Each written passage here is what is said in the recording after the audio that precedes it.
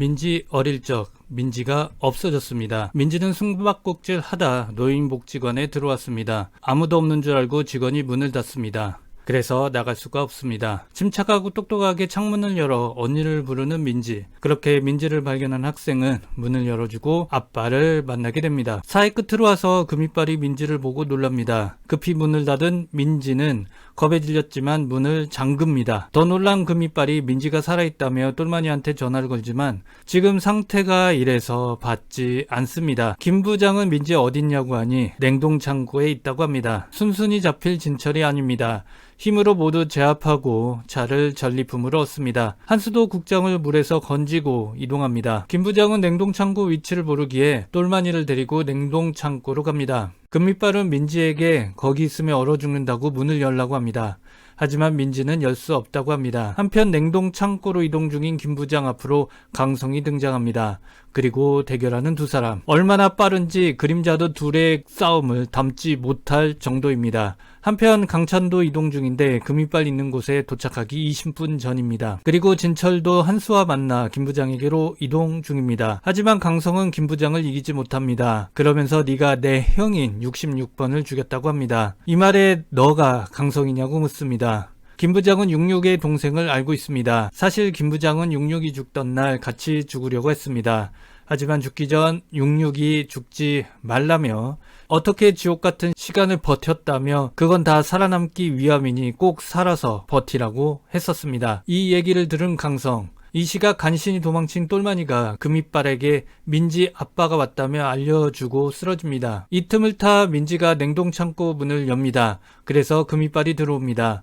그렇게 민지를 찾고 있을 때 어디선가 나타나 금이빨 뒤통수를 칩니다. 쓰러지는 금이빨. 그리고 급히 자리를 벗어납니다. 강성은 그 말을 믿지 않는다며 김 부장 어깨에 칼을 꽂습니다. 김 부장은 믿는 건 네 자유지만 우리 모두 버림받았다고 합니다. 김 부장이 특임국이 된 건 리응령이 승진하기 위해 윗상상 목을 따려 첩보 사실을 알려주고 자리에 앉았기에 리응령에게 복수하려 특임국이 된 것이었습니다.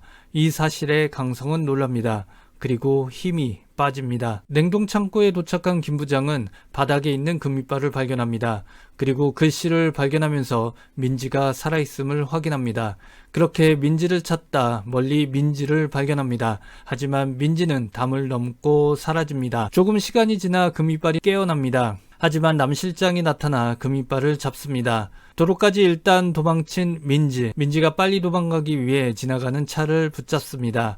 남 실장은 금이빨이 거의 죽은 상태인 것 같아 조과장을 시켜 금이빨을 처리하라고 했지만 금이빨이 쉽게 죽을 존재가 아니기에 조과장이 방심한 사이 다리를 노려 치고 살아 도망갑니다. 김 부장이 도로까지 왔지만 민지가 안 보입니다. CCTV가 있는 걸 확인합니다. 그래서 상하에게 전화를 걸어 확인 좀 부탁한다고 합니다. 이 사실을 결국 국장이 알고 김 부장 딸을 먼저 찾자고 합니다. 그리고 민지를 찾았는데 차가 찾았다. 4885 너지?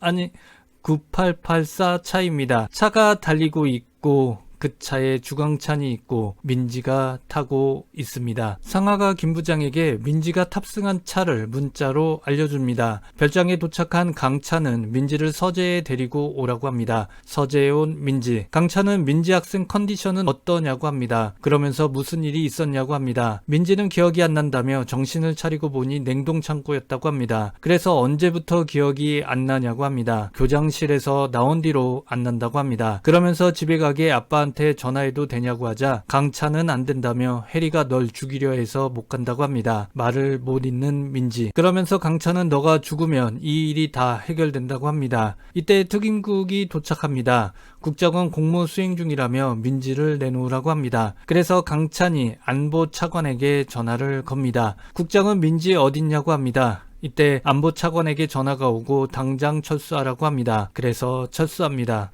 하지만 괜히 특임국이 아닙니다. 민지를 데려왔습니다. 그래서 국장이 민지를 데리고 갑니다. 한편 진철은 무기창고에서 무기를 꺼냅니다. M3도 챙깁니다. 그 시각 한수는 민지가 있는 특임국 건물 안으로 침입합니다. 건물 근처엔 대원들이 경계태세에 돌입합니다. 민지가 있는 취조실까지 완벽 무장한 특임국. 그래서 한수가 취조실에 못 들어갑니다. 하지만 들어갈 방법이 떠오릅니다. 바로 환기 통로를 이용하는 것입니다. 일단 기계실에 물을 떨어뜨려 누전될 시간을 준비합니다. 그런 다음 취조실로 갑니다. 취조실에는 민지가 있는데 뭔가 익숙합니다. 마녀 3는 아닐 테고 민지가 다미인가? 국장은 민지에게 김 부장은 사실 간첩이라고 말해줍니다. 그러면서 폭발한 김 부장 때문에 공작원이 넘어오고 내가 곤란해졌다며 무슨 일이 있었는지 말하라고 합니다. 그래서 주학건설 딸이랑 싸웠는데 무언가를 맞고 쓰러졌는데 그 이후 기억이 안 났고 지금 이렇게 된 거라고 합니다. 얘기를 다 들은 국장은 그럼 이 모든 시작이 고작 애들 싸움 때문에 일어난 일이냐고 합니다. 그렇게 취조가 끝나고 민지를 격리실로 이동시킵니다. 이 사실에 취조실까지 다 왔는데 허탈해하는 한수. 결국 격리실까지 온 한수.